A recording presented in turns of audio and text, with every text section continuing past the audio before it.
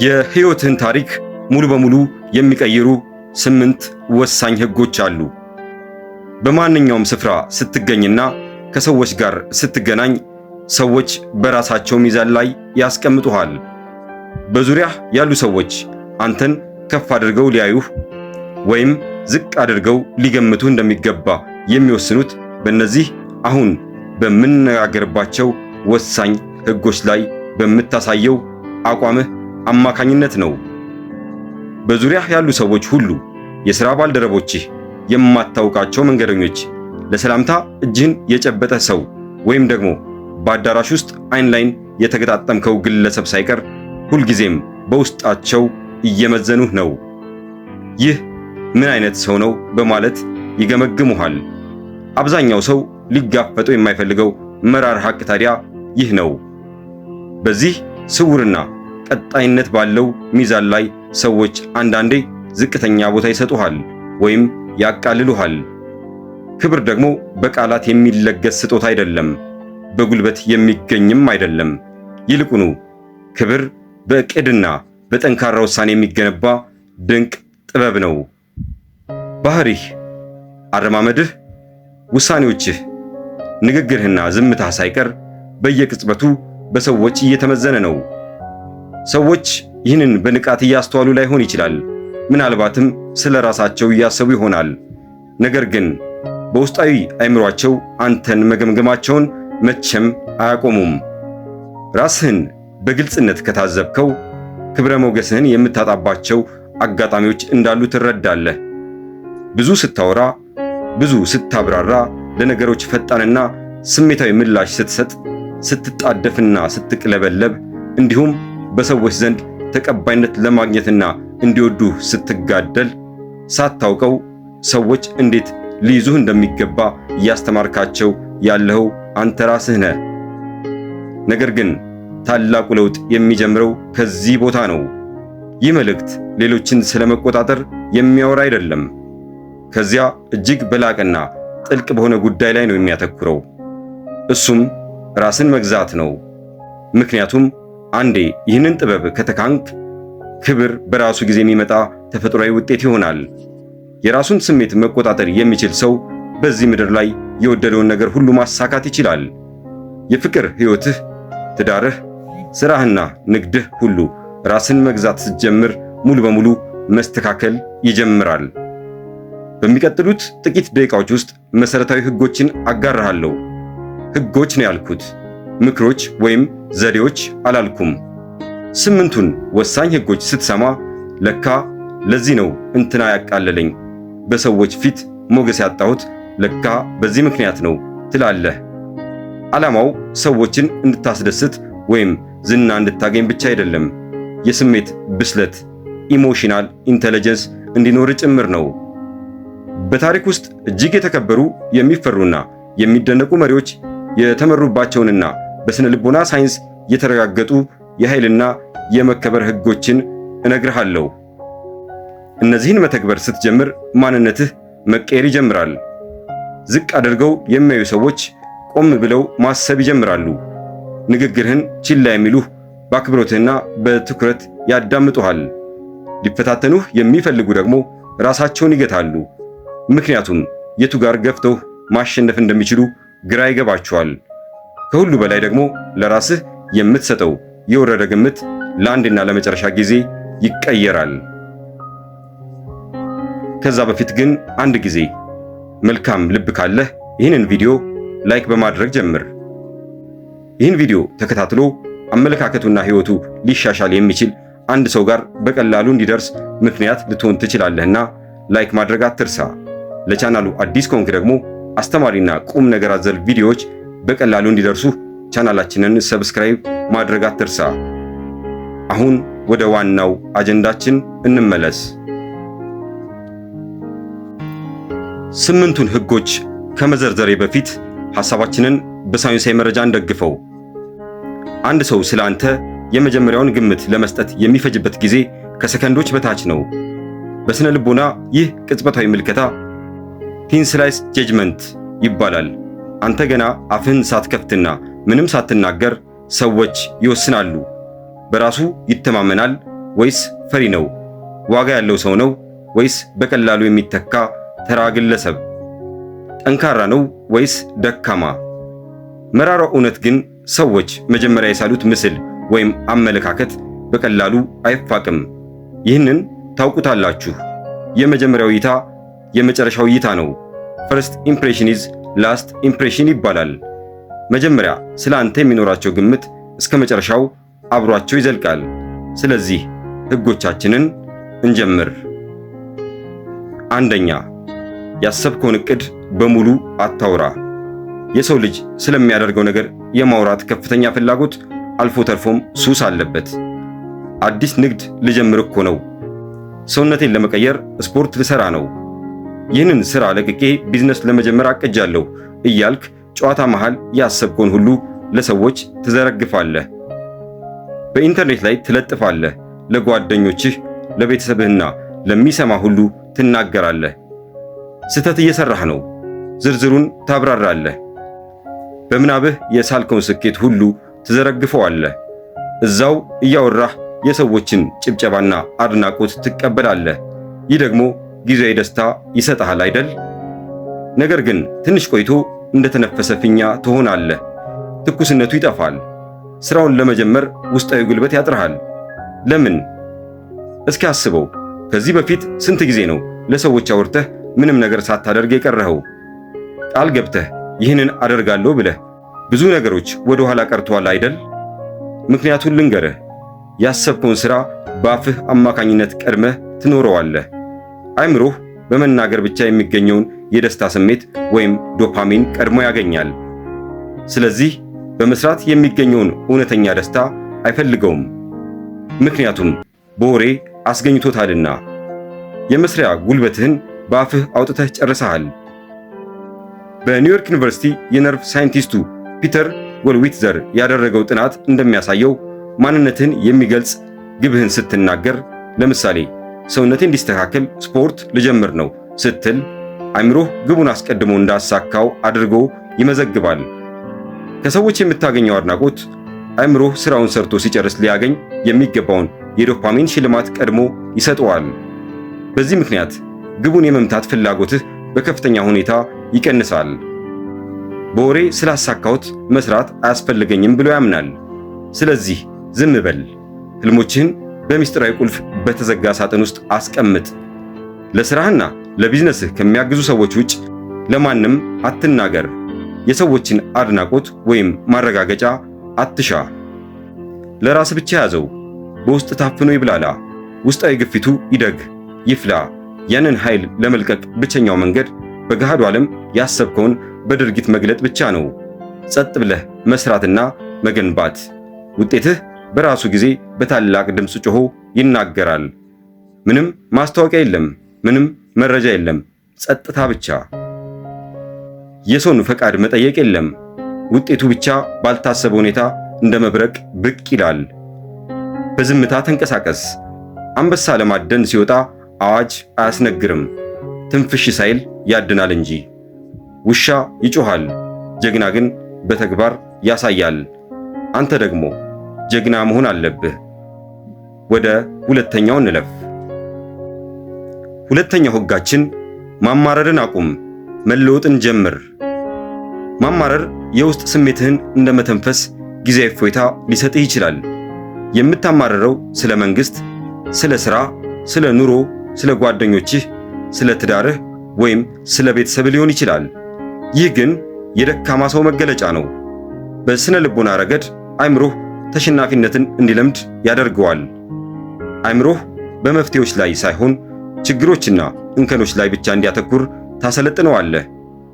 ማማረር አሉታዊ ኃይል ወይም ኔጌቲቭ ኢነርጂ ስለሆነ ስኬታማና አዎንታዊ ሰዎች ካንተ ሕይወት መራቅ ይጀምራሉ። ምክንያቱም የሰው ልጅ ተፈጥሮ ወደ ጥንካሬ ይሳባል እንጂ ስር ከሰደደ ተስፋ መቁረጥ ጋር መቆራኘት አይፈልግም። የማህበራዊ ስነ ልቦና ጥናቶች እንደሚያሳዩት ሁልጊዜ ከሚያማርሩ ሰዎች አጠገብ መሆን ያንተን የኮርቲሶል ወይም የጭንቀት ሆርሞን መጠን ይጨምረዋል። ውሳኔ መስጠት አቅምህን ያዳክማል፣ እንዲሁም የአእምሮህን የማስታወስ ክፍል ይጎዳል። የሚያማርር ሰው አጠገብ ስትሆን አእምሮህ ሁኔታዎችን እንደ አደጋ ነው የሚመዘግባቸው። ስታማርር ሁለት ነገሮችን በአንድ ጊዜ እየመሰከርክ ነው። አንደኛው ሁኔታዎች በአንተ ላይ የበላይነት እንዳላቸው ሲሆን፣ ሁለተኛው ደግሞ ለመኖር የዓለም አዘኔታ እንደሚያስፈልግህ ነው። ሁለቱም አንተን ከፍ የሚያደርጉ አቋሞች አይደሉም። ፊት ላይ ሰዎች አይዞህ፣ አዝናለሁ ይሉ ይሆናል። ነገር ግን በውስጣቸው ይህ እኮ ደካማ ነው፣ ጉልበት የሌለውና መሞከር የማይችል ሰው ነው የሚል ማህተም ያረጋግጡብሃል። ማማረርህን አቁም። ሦስተኛው ሕግ ስሜትህን መግዛት ጀምር። ቁጣህንና ብስጭትህን መቆጣጠር ሲያቅትህ ክብርህንም አብረህ ታጣለህ። ምክንያቱም ለነገሮች የምትሰጠው ፈጣንና ስሜታዊ ምላሽ ራስህን መቆጣጠር አለመቻልህን ያሳያል። አእምሮህ በስሜት ሲሸነፍ የማሰብ ችሎታህን ይጋርዳል። ለዚህ ነው የተረጋጉ ሰዎች በቀላሉ ክብርና ተወዳጅነት የሚያገኙት። ስሜት ስለሌላቸው ሳይሆን በሚያስጨንቅ ሁኔታ ውስጥ ሆነው እንኳን ራሳቸውን መግዛትና ማረጋጋት ስለሚችሉ ነው። ስትጮህ ጥንካሬህን እያሳየህ አይደለም፣ ይልቁንም ከውጭ ያለ ነገር በአንተ ላይ የመቆጣጠር ኃይል እንዳለው እየመሰከርክ ነው። ለሰዎች ያንተን የስሜት ሪሞት እያስረከብካቸው ነው። እንካችሁ በፈለጋችሁት ጊዜ ይህንን ቁልፍ ተጭናችሁ እንደ እብድ እንድጮህ አድርጉኝ እያልካቸው ነው። በአንድ ክፍል ውስጥ አደገኛው ሰው የሚጮኸው ሰውዬ አይደለም። ጩኸታሙ ሰው በቀላሉ ይገመታል። እውነተኛው አደገኛው ሰው ግን ሲሰደብ ጸጥ የሚለው ነው። ከጩኸት ይልቅ ዝምታ ያስፈራል። ከእሳት ይልቅ በረዶ ያሰጋል። ቀጣይ ጊዜ ቁጣ ሲመጣብህ ይህንን ልምምድ አድርግ። ምንም አትናገር። ለጥቂት ሰከንዶች ጸጥ በል።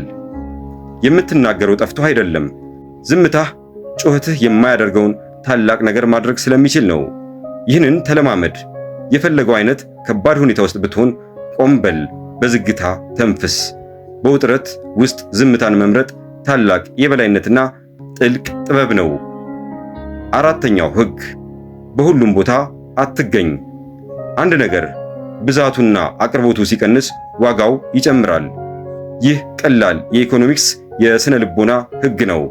ለምሳሌ አየር ለሰው ልጅ ህልውና በጣም አስፈላጊ ነገር ነው። ያለ አየር ለ3 ደቂቃ እንኳን መቆየት አትችልም። ነገር ግን ማንም ሰው ስለ አየር አያሳስበውም። ማንም አየር አይናፍቀውም። ምክንያቱም በየቦታው ሁሌም ያለ ገደብ ስለሚያገኘው ነው።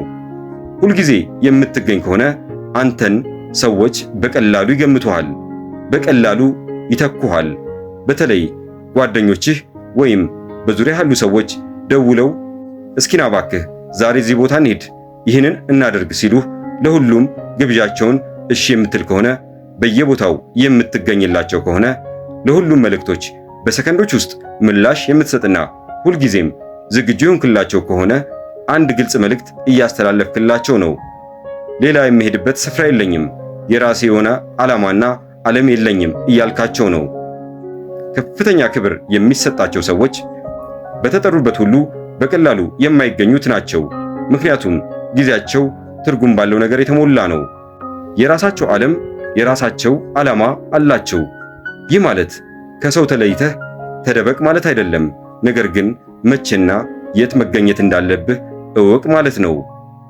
አምስተኛው ሕግ ጊዜህን እንደ ሕይወትህ ጠብቀው። አንድ ሰው ከኪስህ ቦርሳህን ቀምቶ ቢሮጥ ግንቡን መልሰህ ልታገኘው ትችላለህ።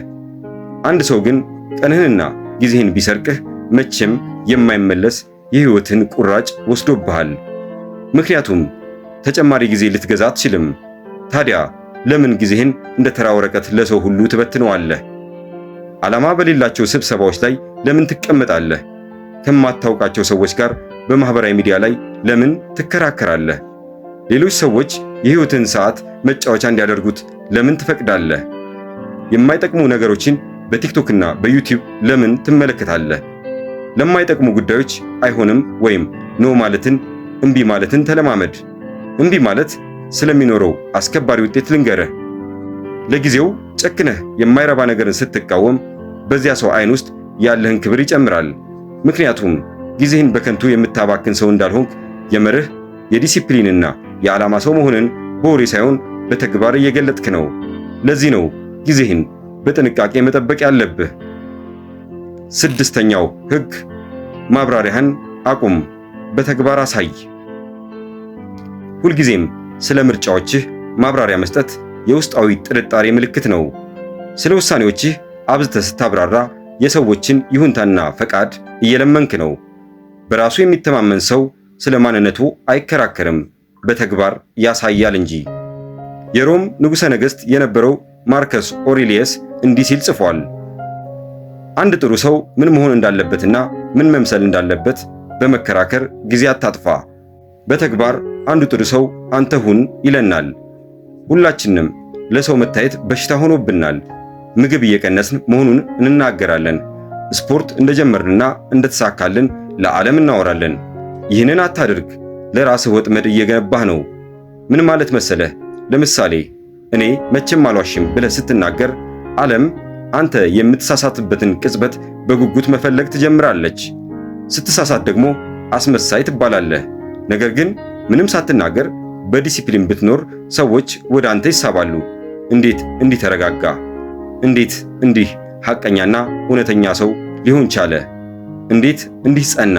ብለው በሹክሹክታ ይጠይቃሉ። የስኬትህን ቀመር እንዲለምኑህ አድርግ። ሕይወትህ ራሱ ምስክር ይሁን። ምላስ እንደሚፈስ የቧንቧ ውሃ ነው፣ ተግባር ግን እንደ ጠንካራ ግድብ ነው። 7ኛው ሕግ የሰዎችን አድናቆት መፈለግህን አቁም። ከሕፃንነትህ ጀምሮ ዓለም በአንድ አዙሪት ውስጥ እንድትገባ አሰልጥነሃለች። አንድ ነገር ታደርጋለህ፣ ጭብጨባ ትቀበላለህ፣ ከዚያም ዋጋ እንዳለህ ይሰማሃል። አንድ ነገር አድርገህ ስህተት ብትሰራ ደግሞ ዝም ይሉሃል፣ ከዚያም ባዶነት ይሰማሃል። በሂደት የራስህን ዋጋ በሌሎች ሰዎች ምላሽ ላይ እንድትመሰረት ሆነሃል። እነሱ ይመዝኑሃል፣ ከፍና ዝቅ ያደርጉሃል። ይህ እጅግ አደገኛ ነው፣ ምክንያቱም የአድናቆት ምንጭህን ሌላ ሰው እንዲቆጣጠረው ፈቅደሃል። አንተንም እየተቆጣጠሩህ ነው ማለት ነው። ከሰው አድናቆትና ተቀባይነትን መፈለግ ስውር ድክመት ነው። ዋጋህን በሌላ ሰው እጅ ላይ ታስቀምጣለህ። ታዲያ ጥሩ መስራቴንና አለመስራቴን በምን አውቃለሁ? ሰው ካላደነቀኝ፣ ካላሞገሰኝ፣ ጎበዝ ካላለኝ ወይም ካልተቸኝ በምን እረዳለሁ ካልክ አንድ የሚገርም ምስጢር ልንገርህ። ዛሬ ለራስህ የሰጠውን ቃል ጠብቀሃል ወይ? ያንን ከባድ ሥራ ሰርተህ ጨርሰሃል ወይ? አደርገዋለሁ ያልከውን አድርገሃል ወይ? መልስህ አዎ ከሆነ የሰዎች ጩኸት ተራ ወሬ ነው። ለራስህ ቃል የገባኸውን ካላደረክ ደግሞ እነሱ ቢያደንቁህም እንኳን ያ አድናቆት ውሸት ነው። ከምስጋናም ሆነ ከትችት ነፃ ሁን። ሁለቱም አንድ አይነት ካቴናዎች ናቸው። ቀለማቸው ብቻ ነው የሚለየው። የመጨረሻው ሕጋችን ሕግ 8 በዝምታ ላይ ንገስበት። እስካሁን የገነባውን ሁሉ የሚቆልፈው የመጨረሻው የዚህ ዓለም ጥበብ ይህ ነው። በጀማሪ ባለሙያና በምርጡ ሰው መካከል ያለው ልዩነት የ3 ሰከንድ ዝምታ ነው። አንድ ሰው ከባድ ጥያቄ ይጠይቅሃል። ወጥመድ ሊሆን ይችላል፣ ወይም ልታደርገው የማትፈልገውን ነገር እንድታደርግ ያስቸግርሃል። ጀማሪው ሰው ልክ እንደተጠየቀ ያንን ዝምታ ለመሙላት ይቸኩላል። እረሺ ግን እኮ ለምን እንደማልችል ላብራራ እያለ ይርበተበታል። ለ3 ሰከንድ እንኳን ዝም ማለት አይችልም። አንተ ግን ለ3 ሰከንድ ዝም ብለህ ተመልከታቸው። በቁጣ ሳይሆን በትዝብት ያቸው። በዚያ የ3 ሰከንድ ዝምታ ውስጥ 2 ነገሮች ይፈጠራሉ። አንደኛ፣ ሁኔታውን ትቆጣጠረዋለህ። አሁን በስሜት እየተመራህ አይደለም፣ ጸጥ ስላልክ እያሰብክ ነው። አእምሮህ ከድንገተኛ ስሜት ይወጣና ወደ ጥልቅ ማሰብና ምክንያታዊነት ይሸጋገራል። ሁለተኛ፣ እነሱ ምቾት ያጣሉ። ዝምታ ያስፈራቸዋል። ተፈጥሮ ባዶነትን አትወድምና ያንን ዝምታ ለመሙላት ሲሉ ብዙ ምስጢራቸውን አውጥተው ማውራት ይጀምራሉ። ወይም የጠየቁትን ጥያቄ መልሰው ያቃልሉሃል። እንዲህ ማለቴ እኮ ነው የጠየቅኩ ይሉሃል። አብዛኛው ሰው ዝምታን ይፈራል። በንግግር መሃል ዝምታ እንዳይኖር ይጣጣራል። ጥናቶች እንደሚያሳዩት አብዛኛው ሰው ከራሱ ጋር ለ15 ደቂቃ በዝምታ ከመቀመጥ ይልቅ የኤሌክትሪክ ንዝረት ቢደርስበት ይመርጣል። ነገር ግን በዝምታ ላይ የነገሰ እሱን የተቆጣጠረና በትክክለኛው ቦታ የሚቀመጥበት ሰው ዝምታ የህይወቱ ትልቁ መሳሪያ ይሆንለታል። መልስ ከመስጠት በፊት ለአፍታ መቆየትህ ከልብህ እንድታስብ ያስችልሃል። ታዛቢው ሰው ሁልጊዜ ከተዋናዊ በላይ ያውቃል። በክፍል ውስጥ ዝም ያለው ሰው ሁሉንም ማንበብና መረዳት ይችላል። ጩኸቱ ግን ራሱን ለሁሉ አጋልጧል። ዝምታ ባዶነት አይደለም፣ እውነተኛ ኃይል የሚኖርበት ስፍራ ነው እንጂ። አበቃን። እነዚህን 8 ሕጎች አንድ ባንድ ተለማመዳቸው። ባንዴ ሁሉንም ለመተግበር አትሞክር። ካወራናቸው ውስጥ ያንተ ትልቁ ድክመት የቱ ነው? እሱን ከማስተካከል ጀምር። ድክመትህ ያሰብከውን ሁሉ ማውራት ነው? ማማረር ነው? ጊዜ ማባከን ነው? ለጠሩ ሁሉ እሺ ማለት ነው? የሰዎችን አድናቆት መፈለግ ነው ወይስ ዝምታን መፍራት? የትኛው ነው? እስኪ አስተያየትህን ኮመንት ላይ አስፍርልኝ፣ አነባዋለሁ። በአንዱ ድክመት ላይ ብቻ አተኩረ ስራ። እሱን አስተካክለ ስትገዛው ወደ ሌላኛው ለፍ። በሕይወት ላይ አንድ የሚገርም ነገር ይፈጠራል። ባለግርማ ሞገስ ትሆናለህ። ራስህን ትገዛለህ። ትኩረትህም በዓላማ ላይ ብቻ ይሆናል። መጀመሪያ ላይ ሰዎች ይጠይቁሃል፣ አንተ ምን ሆነሃል? ሰሞኑን ለምንድነው ዝም ያልከው? ይልሃል። ይህ መልካም ምልክት ነው። በቀላሉ የሚመሩትን የሚነዱትንና የሚያውቁትን ያንን የቀድሞ ማንነትን ናፍቀውታል። እንደዛ ማለታቸው ያንተ ችግር አይደለም። ያ ስሜታቸው የእስር ቤትህ በር እየተከፈተ መሆኑን የሚገልጽ ምልክት ነው። የቀድሞው ደካማ ማንነትህ እየሞተ መሆኑን ያሳያል። አንተ ቅዝቃዜ የተሰማህ አይደለም፣ ይልቁኑ ጠንካራ እየሆንክ ነው። ዓለም ደግሞ በቀላሉ የማትወዛወዘውን ጠንካራ ነገር ታከብራለች። ይህ ሁሉ ቲዮሪ ይበቃናል። አሁን ወደ ተግባር ግባ። ለውጥ የሚጀምረው በዚህ መልኩ ነው። በመነቃቃት ሞቲቬሽን ሳይሆን በባህሪ ለውጥ ነው። በተግባር ነው ሕይወት የሚቀየረው። ምክንያቱም በሕይወት ፍጻሜ ላይ ሰዎች የተናገርከውን ይረሱታል። የሚያስታውሱት ምን አይነት ሰው እንደነበርክና አንተን እንዴት ይገምቱ እንደነበር ነው። ራስህን እንዴት ትመራ እንደነበርና የስሜት ብስለትን ያስታውሳሉ። ከአንተ አጠገብ ሲሆኑ ምን አይነት ስሜት ይሰማቸው እንደነበር መቼም አይረሱትም። ስለዚህ ውሳኔ አስተላልፍ። ሁልጊዜ በሰዎች አስተያየት ትነዳለህ ወይስ በመጨረሻ የሕይወትን ቁልፍ ራስህ ትረከባለህ? በከፍታው ማማ ላይ እንገናኝ ወዳጄ። እስከ መጨረሻው ስላዳመጣችሁኝ፣ ስለምትከታተሉኝ ከልብ አመሰግናለሁ።